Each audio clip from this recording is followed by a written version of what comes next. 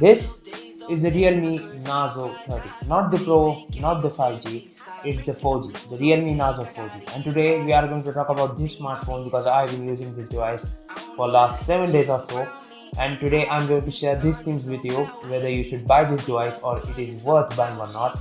And I'm going to review this smartphone in short. So my name is Shadul Kulkarni. Let's just get started.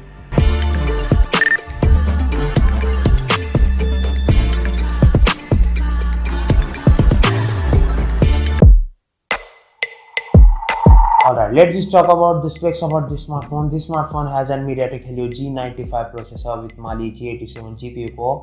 This smartphone has a 6.5-inch 1080x2400 IPS LCD Full HD plus 90Hz refresh rate screen, and it's actually pretty bright at peak brightness above about 580 nits. And outdoor visibility is actually pretty fine. I mean, this smartphone has a much brighter display than the Redmi Note 10, which is the biggest competitor to this smartphone, because that smartphone has an AMOLED display which costs just 1000 rupees more than this smartphone. But even compared to that smartphone, this smartphone's display actually felt pretty bright. Let's compare those in another video, so make sure you subscribe to my channel, by the way. And also, this smartphone has a 90Hz refresh rate screen, so everything you will do will feel smooth. Everything from scrolling through Twitter, Instagram, everything you will do will feel smooth to you. And even switching through apps and scrolling through Twitter, I never experienced a single lag. It's because this smartphone is running on the latest chipset, the MediaTek G95. It's not latest actually, it's launched a year or 2 years ago. But even though it is an older chipset, it's kinda overpowered for this price, under 15,000. So you can say that this phone is kinda the cheapest gaming phone that you can buy right now.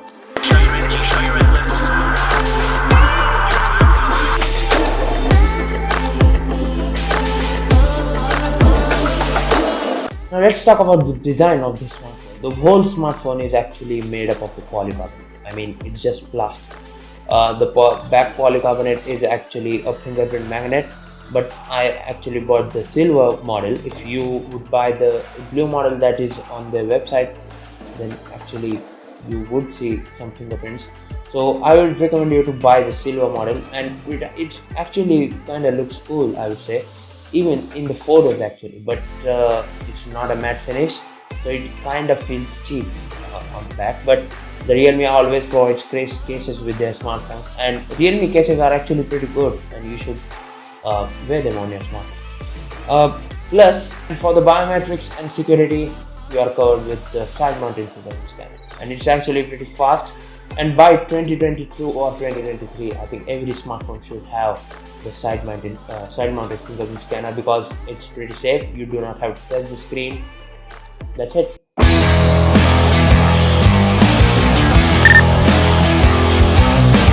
If we talked about cameras about this smartphone has a 48 megapixel shooter on top of it with f1.1 aperture and two 2 megapixel lenses, which completes the triple camera setup.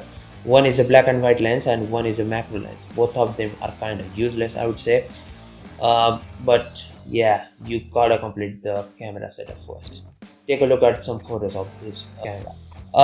Here is a photo taken on the normal mode of this smartphone, and here is a taken on 48 megapixel. Here again the normal mode, and again the 48 megapixel. Both of the photos look kind of the same, but the 48 megapixel shooter crams in some more detail in it. You can see if I zoomed in here, then you can see right there that is actually pretty detailed. And also, if you zoom on the photos taken on the normal mode, then you can see that they are kind of brushed in so that they could look smoother. I mean, this is not good, but it's the case with this smartphone. And here are some shots taken on the portrait modes. They kind of look good. I mean, the portrait shots, I taken a lot of them, and they actually turned out to be pretty good. The background bokeh they did was actually pretty good. And the next was the selfie camera, and I think we should not talk about the selfie camera because it's not good. It just blows up the dynamic range, and I do not want to show the bad selfies I have taken on this smartphone on this video. Yeah, it's that bad. I mean, the dynamic range of the front camera is actually pretty bad. If you are standing in front of the sky, then it just blows you away. And yeah, but the rear camera on the right hand side is actually opposite to that. The rear camera's dynamic range is actually pretty good. This photo was taken so that I could see the dynamic range of this smartphone. Let's just look at these two photos. I thought that sky will be blown out looking the results of the front camera setup, but it was actually pretty good. This is not the camera enthusiastic smartphone. If you want to buy a phone with good cameras, then I think you should go with either the Redmi Note 10, which has much better camera setup than this smartphone. That smartphone has an ultra wide angle lens, and this smartphone has just useless, worthless black and white lens too. And even though it is not a big resolution, it's just 2 megapixels. If you want a phone with good cameras in this price range, then I think you should go with the Redmi Note 10 or the Motorola G40 Fusion Plus, because those smartphones have much better camera setups than this one. Let's just talk about performance about this smartphone. This smartphone has a MediaTek Helio G95 processor with Mali G87 GPU core. Also, this smartphone is kind of the gaming centric smartphone with this processor in it, and I played a lot of BGMI on this smartphone, and it just played it absolutely amazingly. And if you can see the title, if you want to play games at highest setting possible with no lags at 90 Hz refresh rate, and you are not that camera enthusiastic person, then this smartphone is for you. The MediaTek Helio G95 chip is actually good for gaming. I played BGMI for again half an hour, and I enjoyed a lot. I mean, to tell you this smartphone has a better chipset than most of the smartphones that cost more. You talking to me? While playing game, you might have to wear the headphones because the speakers on this smartphone are not that good for gaming, and who plays games through the speakers anyways. So let's just hear sound on the speakers.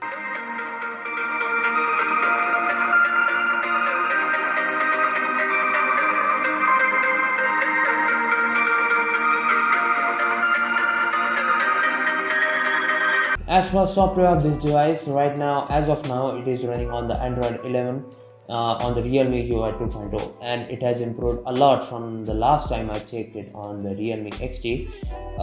It's actually pretty good. They have added the customization options. They have added the option to add the custom icon packs, and you can just change the look of your smartphone from this to this actually. And it's kind of hilarious that how Realme UI got ahead of other UIs like One UI and Xiaomi's. Even Xiaomi's MIUI kind of feels cheap with those ads and those things. But this Realme UI actually feels kind of like stock Android. Yes, you do get some junk apps whenever you set up your smartphone for the first time, but you can uninstall almost all of them. It just feels like the stock Android because it has the Google Dialer and Google Messages apps. About the battery life of this smartphone, I was not expecting that. This smartphone has a 5000 mAh battery, by the way, and it just not delivers what a 5000 mAh battery should deliver, but it will get you through the 1.5 days if you are a normal user. But if you are planning on gaming, then I don't think that it will give you that 5000 mAh battery vibe. I mean, it's just I would say that it's a great battery life phone, but it's just not good for the long hours, I would say. So lastly, if you want a phone to play games and your budget is around 12,000 or 13,000 rupees, and you are not that kind of camera enthusiastic person, you are not a photo person, then I think the Realme Narzo 30 is for you. The MediaTek Helio G95 is actually pretty good chipset for those who are out playing games, BGMI, and I will soon join you. So that's it. I hope you have liked this video, and if you do, then please like this video, share this video with your friends who want to buy new phones. And this is Shadul Vulkani signing off. Please subscribe to TechyFacts, and I will see you in the next video. Take care, guys.